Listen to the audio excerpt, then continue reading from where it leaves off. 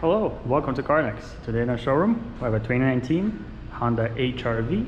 This is the LX trim with one owner and just a little over 7,000 kilometers on the dash. Let's take a quick walk around the outside and we'll take it out for a spin. First things first, let's look at the tires. These are Michelin all-season tires with 20 or third left on both front and back. On this side of the vehicle, there's no imperfections, so let's check out the back. On the rear bumper, there is one minor imperfection. That's just a scratch right on the edge here. Let's check out the trunk space. As you can see, you get plenty of room back here. Of course, if you lift this up, you have your spare tire and all the tools to change it. And as always, you have the option of folding your rear seats down, just like this. These are 60-40 split seats, so if you want to carry a passenger in the back while having a little bit more room, you have the option of doing that. Now let's close this up, check out the other side. On this side, there is one minor imperfection. It's just on the passenger fender, right around here. Not even sure if the camera will pick that up, but it's a very, very, very tiny dent. And of course, over on the front end, the car is in decent shape, minus this one little scratch on the front bumper right around here. As you can see, someone has already touched it up, and there is a barely noticeable scuff right around here. But aside from that, let's go ahead inside and check out some of the features in there. All right, moving on to the interior of the HR-V. Let's take a quick look at the dash. You have 7,645 kilometers on there. Very low. Over on the right hand side, you have the infotainment system. Let's go ahead and check out the connectivity options that you're gonna have. Of course, you have the standard AM/FM radio. You also have the option to connect via USB, Bluetooth, or aux as well. Moving on down from that, you have the climate control system. Of course, in here you have the heated seat option with 2 levels of heat. And just below that, you have the gear selector. In there, I'm not sure if the camera will pick it up, but you do have the 12-volt charging port, as well as 2 USB charging ports as well. Over here, you have the cup holders. These are pretty interesting. Can't say I've seen cup holders like these in any other car. They're definitely a little bit different. And in here, you have a small storage area. Looking over the back seats, you have ample legroom. And if you notice, looking over at the rear window compared to the front window, the rear window is significantly darker. I would say it's about a 50% tint, might even be 30.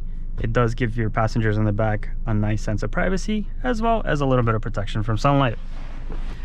Looking over back to the front, on the right hand side, you have the cruise control, and this is adaptive cruise control. What that means is you can actually set the follow distance from the car in front of you.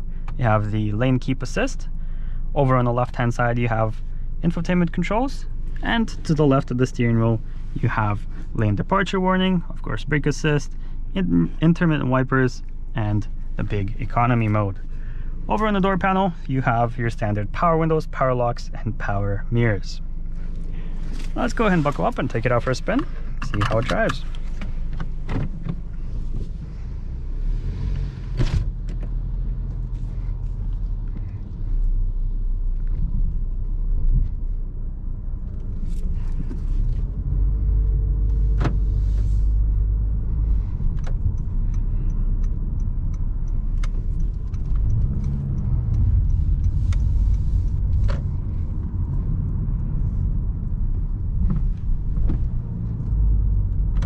You may hear a little bit of wind noise, and that's actually coming from the air conditioner.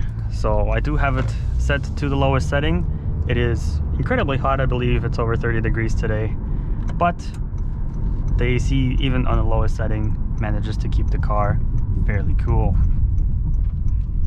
Let's go ahead and make this right turn, see how fast we can get up to speed.